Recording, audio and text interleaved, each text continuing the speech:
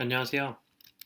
통계 비전공자를 위한 통계 분석 R입니다. 이 강의를 이제 마련한 목적은 통계가 많이 이제 뜨고 있잖아요. 빅데이터랑 이런 얘기를 많이 나오고 있는데, 일단 대부분의 사람들이 이제 통계학 출신은 아니에요. 그리고 이제 기존에 이제 배웠던 통계 어, 기초 이제 강의나 이런 걸 들어보면 좀 수리적으로 접근하는 경향이 좀 있습니다. 그래서 일단은 좀 되게 좀 어렵게 이제 접근을 하는 경우가 있다 보니까 많은 분들이 통계를 좀 어렵다고 하는데요. 근데 그렇지만 우리 실상에서 우리가 늘 접하는 게 이 데이터고, 그 다음에 여러분 업무나 아니면 그리고 실무에서 보고서를 만들 때나 항상 데이터 숫자는 꼭 반드시 들어갑니다. 네, 그렇기 때문에 누구나 이제 매일매일 일상생활 살아가면서 접하게 되는데, 심지어 뭐 가계부라던가 가계부 작성하는 거, 뭐 간단한 엑셀 작업, 데이터의 크기만 작을 뿐이지 크기가 작은 통계라고 보시면 돼요. 모든 건 다 이렇게 돌아갑니다. 그러기 때문에 이 강의를 저희가 준비를 했고요. 근데 간단하게 오늘은 이제 좀 기본 시간이니까 이제 R을 이렇게 설치를 했다고 가정하고, 그러면 이제 통계가 이제 무엇인지, 자료가 무엇인지, 데이터가 무엇인지에 대해서 간단하게 설명을 하도록 하겠습니다. 일단 제가 여기 사이트를 한번 가시면, 여기 인구 주택 총조사라고 해서 오늘이 2017년 5월 이제 1일인데요. 여기 보면은 이제 우리가 인구 조사를 하는 이 내용들이 나와 있습니다. 성명, 뭐 본관, 가구주의 관계, 성별, 연령, 교육 정도, 뭐 종교, 출생지, 뭐 연령, 뭐 자녀 수, 뭐 경제활동 같은 경우에 뭐 구직 활동 여부, 뭐 근로 장소, 시간, 개인 소득 등등, 그리고 가구 형태 이런 부분까지 다 나와 있잖아요. 네, 굉장히 많은 이제 데이터들을 우리가 지금 현재 이제 모으고 있다. 특히 이제 주택 부분 같은 경우 어떻게 되는지, 가구 부분 어떻게 되는지, 그다음에 뭐 기본 항목 이런 내용들이 다 있어요. 여기에 이제 하나에 보면은 이제 데이터 항목들이 뭐냐면 엑셀로 보면 열이라고 보시면 되고요. 다른 말은 변수라고 보면 됩니다. 그래서 이제 간단하게 정리를 하면 이제 이런 이제 항목들 있잖아요. 이제 항목들이 이제 보통 이런 엑셀 시트를 이제 보게 되면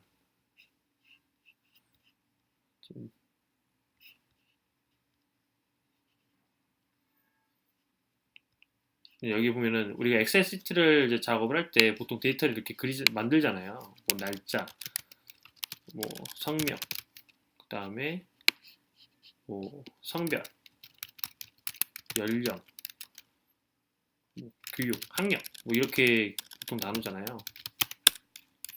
날짜는 당연히 오늘 날짜가 이제 5월 1일.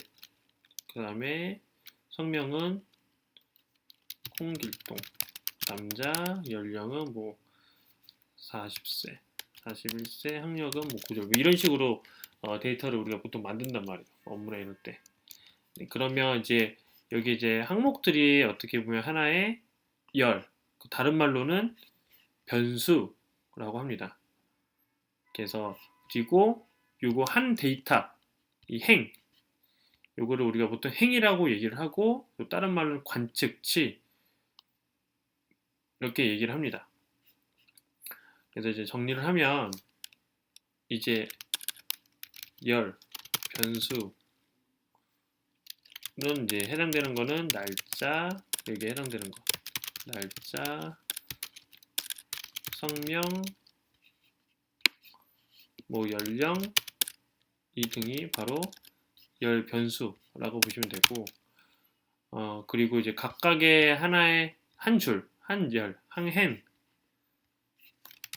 행이죠. 행은 관측치, 그 다음에 뭐 레코드, 영어로는 레코드. 근데 뭐 또 여기 아래서는 observation 이렇게 나옵니다. 예를 들면은 이게 데이터가 보시면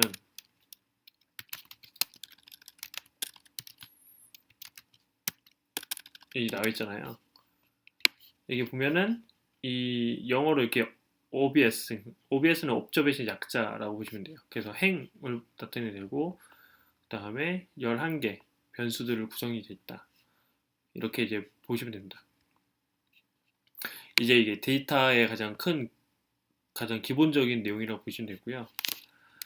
이제 오늘 이제 강의는 이 변수들을 가지고 저희가 좀 얘기를 하려고 합니다. 어차피 행이야 어차피 이 변수에 맞게끔 작업을 하면 되니까 작성을 하면 되니까 하게 되면 되는데 이제 변수의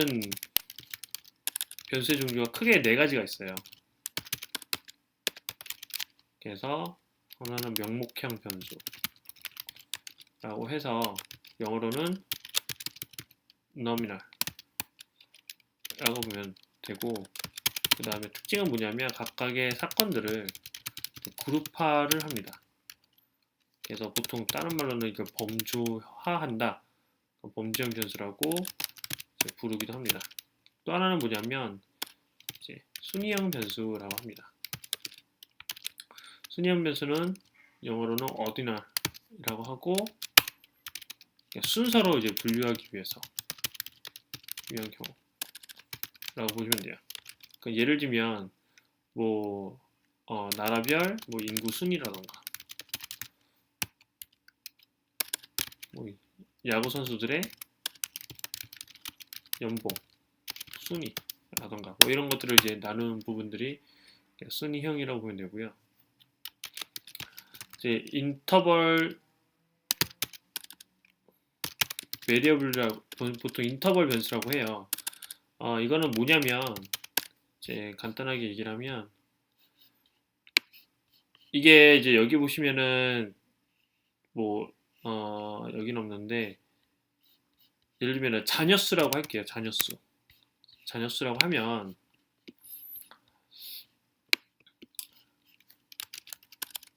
자녀수.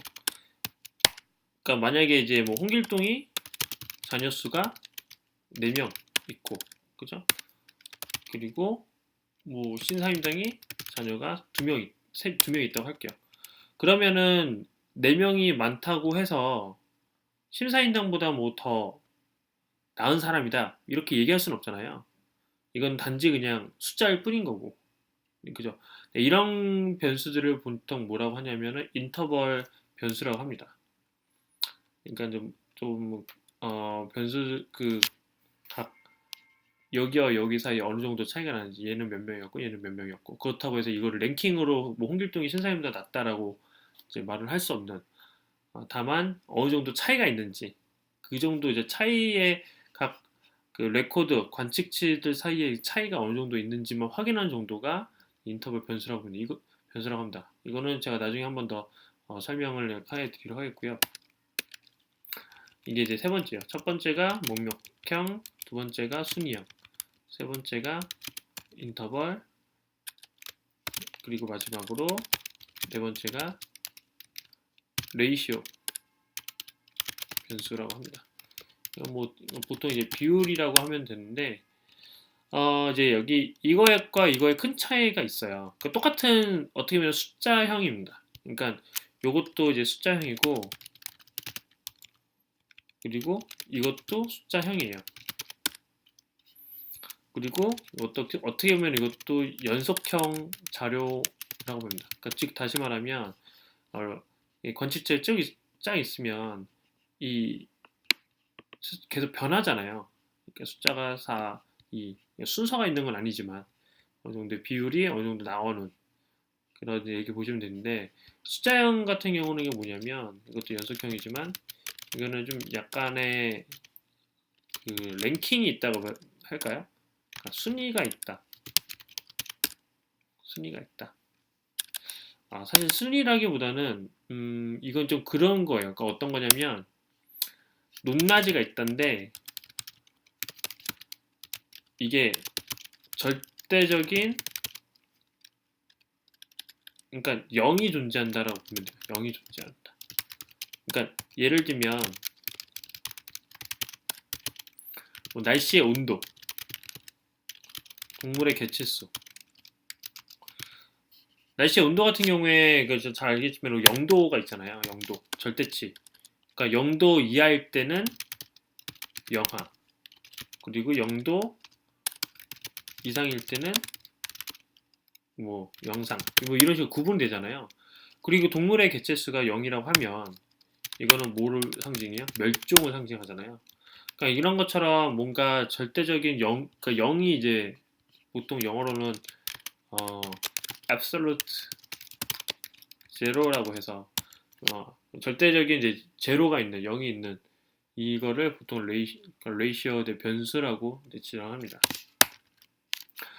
이 얘기는 제가 뭐 그냥 근거가 없이 얘기하는 건 아니고 이제 이거는 제가 자료를 이제 올려드릴 거예요. 이거 보시면 되시는데 여기 보면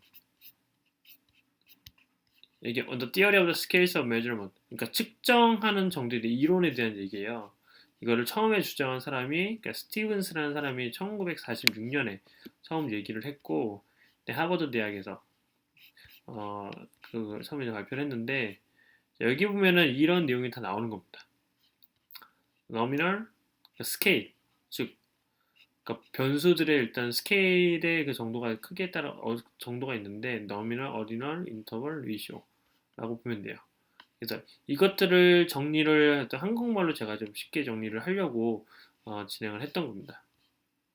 나중에 혹시 영어가 되시는 분들 같은 경우에는 이 글을 한번 정독을 하시는 것도 굉장히 큰 도움이 될 겁니다. 네, 이렇게 이제 보시면 되고,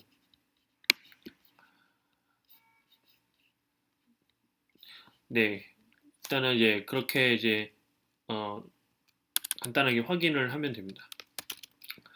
그러면은 이제 아래서는 이거를 어떻게 코딩을 하느냐, 코딩하는 시간을 좀 갖도록 하겠습니다. 그럼 예를 들어서 명목형 변수의 경우에는 이거를 이렇게 샵을 표시하는 이유는 여기 보면은 이렇게 명목형이 나오죠. 요거를 표시하게 되어 한 거고요. 예를 들어서 뭐 ID, 설문조사 ID라고 하면 보통 설문조사를 진행을 하게 되면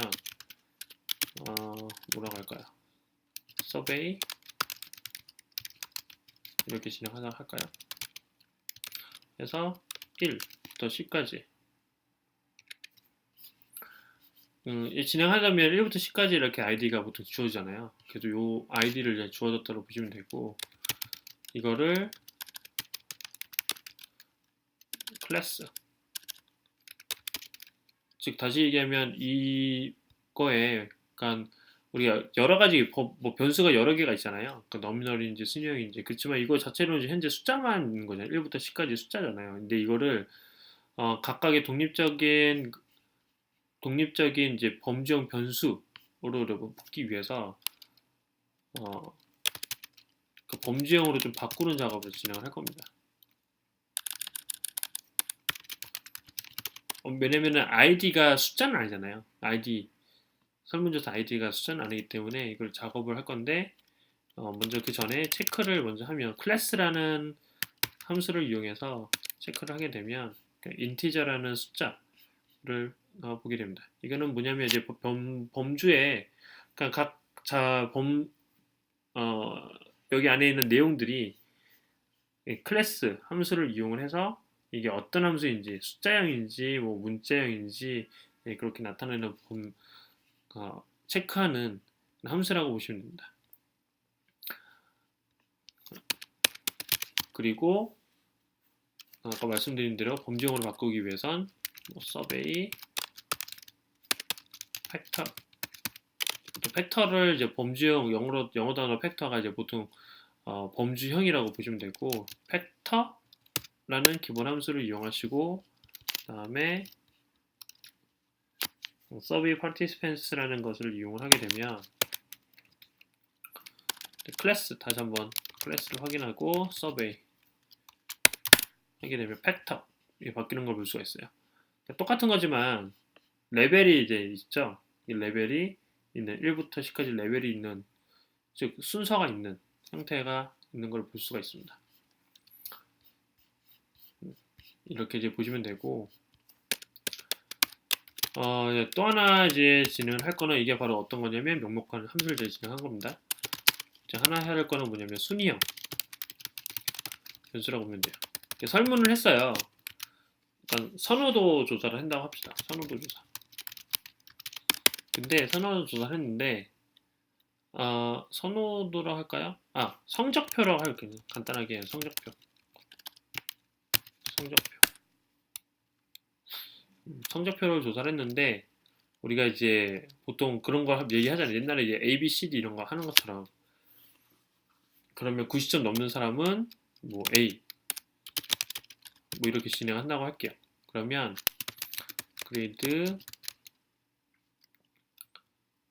리스트를 할까요? 그레이드 리스트 해서 굿 bad 그냥 A라 할까요? A, B, C, A, C 뭐 이렇게 이제 그레이드가 책정이 됐다고 하겠습니다. 그러면 지금 순서상으로는 사실은 A가 제일 좋은 거잖아요. 그러니까 C가 제일 낮은 거고. 그럼 이거를 아까 여기 이용했던 팩터를 이용해서 다시 정리를 할 거예요. 근데 아까랑 조금 달라집니다. 어떻게 달라지냐면 팩터 똑같고요. 여기까지는 그레이드 리스트를 해요. 근데 오더 순서가 있다. true. 어떻게?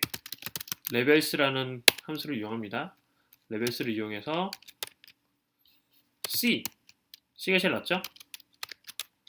그 다음에 B가 가운데, 그 다음에 A 이렇게 진행해야 됩니다. 즉 오름차 순으로 이렇게 진행을 하게 오름차 순이 아니죠. 일단 순서가 여기다 1 죄송합니다. 끝에서 1, 2, 3 여기가 A가 가장 높은 위치에 있는 가장 높은 레벨에 있는 그걸로 보시면 됩니다.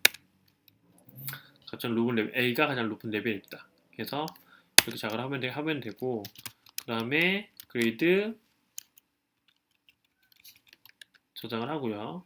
그레이드 리스트 팩터드라고 하면 순서가 이렇게 나왔습니다. 그죠? 그리고 아까 거랑 좀 차이가 있는 거는 이거는 순서를 주진 않았잖아요.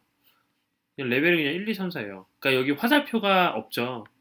그러니까 이 화살표가 없는 거는 뭐냐면 그냥 명목형 변수라고 보시면 되고 이렇게 화살표가 있는 건 뭐냐면 바로 이제 순위형 변수라고 보면 됩니다. 그래서 우리가 이거를 이미지로 정할 수가 있고요. 이미지로 정한다는 얘기는 뭐냐면 어떤 범주 안에서 랭킹, 그러니까 순위가 정해져 있다라고 이제 보시면 됩니다. 이게 여기에서 순위형 변수에서 해당이 되는 내용이 하는 내용이고요. 그리고 인터벌 변수. 인터벌 변수는 아까 얘기한 것처럼 뭐 여기 이제 보시면은 자녀들의 수 뭐 이런 게 이제 인터벌에 해당이 되는데 뭐 간단하게 일단 얘기를 하면 일단 숫자형이잖아요. 그래서 숫자형이기 때문에 어떻게 할까요? siblings 넘이라고 할까요? 그래서 뭐 각각의 3 자녀가 3명 있다, 뭐 1명 있다, 없다, 있다, 2명 있다, 1명 있다, 뭐 이런 식으로 하게 되면 이거는 숫자잖아요. siblings.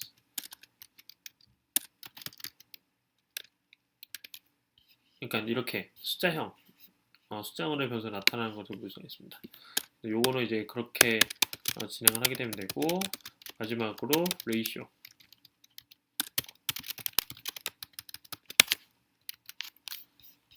레이셔는 이제 어떤 거냐면, 이거는 이제 그걸 생각을 하면 돼요. 경주. 그러니까 레이셔, 그러니까 레이스. 하게 되면, 보통 이제 100m 달리기를 하게 되잖아요. 100m 달리기. 그러면, 이 순서가 있죠. 어떤 수예요? 예를 들어서 가장 빠른 걸로 한다 그러면, 뭐, 레이스, 리절, 뭐 이렇게 한다고 하면, 10.60, 10.12, 9.58, 11.1, 뭐 이렇게 되는. 만약에 여기서 0이다. 그러면은 0 제일 늦은 거죠. 이렇게 되는 거 볼 수가 있어요. 그러니까 똑같은 이제 연속형, 그러니까 숫자형 자료 이것도 마찬가지로 숫자형이고 이것도 마찬가지로 숫자형인데 차이점이 있죠. 어떤 차이점? 이거는 절대적인 0이 있어요. 가장 0이 있다는 얘기는 이 100m 게임에서 0은 뭐예요? 가장 실력이 그러니까 뭐 없다라는 얘기죠. 뭐 출발 안 했다, 뭐 실격을 뭐 이런 여러 있을 수가 있죠. 아무튼 이게 0은 절대적인 0. 그러니까 즉 여기 해당되면 꼴찌라는 걸 의미하게 되잖아요. 사실. 그래서 여기는 이제 순위가 같이 있는 연속형 자료이긴 하지만 순위가 있다. 랭킹이 있다. 라고 보시면 돼요. 그리고 똑같은 마찬가지로 이것도 순위가 있지만 이거는 다시 문자로 일어났다. 이렇게 보시면 되고. 이거는 뭐 시블링이 그러니까 자녀 수가 여기 시블링이 자녀수는 아니죠. 형제수죠, 형제수. 한번 봐볼게요. 아무튼 이제 형제수. 뭐 형제수가 뭐 3명이든 1명이든 0명이든 2명이든 1명이든 이게 뭐 많다고 해서 꼭 좋다라고 볼 수는 없잖아요. 뭐 물론 좋다라고 볼 수도 있겠지만 근데 기본적으로는 뭐 꼭 이게 내 형제가 6명이고 뭐 다른 옆 친구가 뭐 한 명도 없다. 그렇다고 해가지고 내가 그 친구보다 더 낫다라고 말할 수는 없잖아요. 다른 사람보다 좋다라고 말할 수 없고 마찬가지로 내가 자녀가 10명이 있고 그 내 옆집은 자녀가 뭐 한 명밖에 없다고 해서 우리 집이 더 낫다라고나 아니 또 못 낫다라고는 할 수는 없잖아요. 근데 마찬가지로 이거 숫자형이긴 하지만 순서가 없는 이런 것들을 보통 인터벌 변수라고 얘기를 합니다. 그래서 이제 여기까지가 이제 변수 총 4가지에 대해서 간단하게 정리를 제가 진행을 한 겁니다. 진행했고요. 이제 오늘부터 이제 통계에 이제 본격적으로 들어가는데, 이제 기본적으로 이제 R 코드는 제가 그 전에 올린 자료를 보시면서 네, 한번 좀 복습을 좀 하시면 좋을 것 같고, 지금 순서는 제가 일단 미리 써놓긴 했는데 이렇게 좀 하려고 해요. 통계 기초라고 해서 일단 통계를 이제 배우겠다고 한 사람들이 오실 거라고 생각이 들었기 때문에 일단 이렇게 코스를 제가 준비를 했습니다. R 베이스 그래프, 그럼 베이스 여기서 얘기하는 거는 간단한 시각화를 막대 그래프를 이용해서 진행할 예정이고 그 막대 그래프를 그린다는 이유는 뭐냐면 정기 분포를 좀 따져보겠다라고 이제 보시면 됩니다. 그럼 여기에 나오는 것 중에서 뭐 Z 스코어랑 Z 스케일이 있고 그다음에 뭐 최대값, 최소값, 최빈값, 평균값, 중앙값 이 평균을 이용해서 분산을 구하고 또 이 분산을 이용해서 편입 편차를 구하고 이렇게 진행할 예정입니다. 여기서 뭐 혹시나 이제 자유도까지 나갈 수 있으면 좋은데 일단 그거는 제가 봐서 진행할 예정이고요. 여기 또 이제 표본 분포가 또 있고요. 그러니까 모서 통계량, 중심각관 정리, 포분 분포. 이제 뭐 x 부분은 어떤 건지, 그다음 t 부분은 어떤 건지, x 제곱 부분은 어떤 건지, t 부분은 f 부분은 뭔지, 가설 검정. 뭐 연가설, 뭐 대립가설, 피별 유의 수준, 뭐 신뢰도 뭐 이런 등등 얘기를 진행할 예정이고, 그다음에 Z 테스트, T 테스트, 뭐 디펜던트 테스트, 인디펜던트 테스트, 뭐 독립표본, 대응표 이런 예형들을 좀 진행할 예정입니다. 그리고 이제 아노바. 그 다음에 이제 계속적으로 있습니다. 뭐 예를 들면은 뭐 상관 분석, 뭐 공분산, 회귀 분석, 뭐 각각의 차이, 상관분석과 공분산 차이는 뭐냐, 뭐 회귀 분석은 뭐냐, 뭐 이런 등등의 얘기들을 좀 해서 어, 앞으로 제가 얼마나 자주 올릴지 모르겠지만 그래 일주일에 두세 번씩 강의를 업데이트를 할 예정입니다. 네, 그렇기 때문에 많이 좀 봐주시기를 부탁을 드리겠고요. 네, 오늘 첫 강의인데 좀 많이 어려울 수도 있고 뭐 또 잘 아시는 분들 쉬울 수가 있는데 이제 아래서는 좀 제가 가급적 비전공자들 위해서 좀 쉽게 쉽게 풀면서 정리를 할까 합니다. 일단 여기까지 제가 준비를 했고요. 제가 강의 들어서 감사합니다. 네, 감사합니다.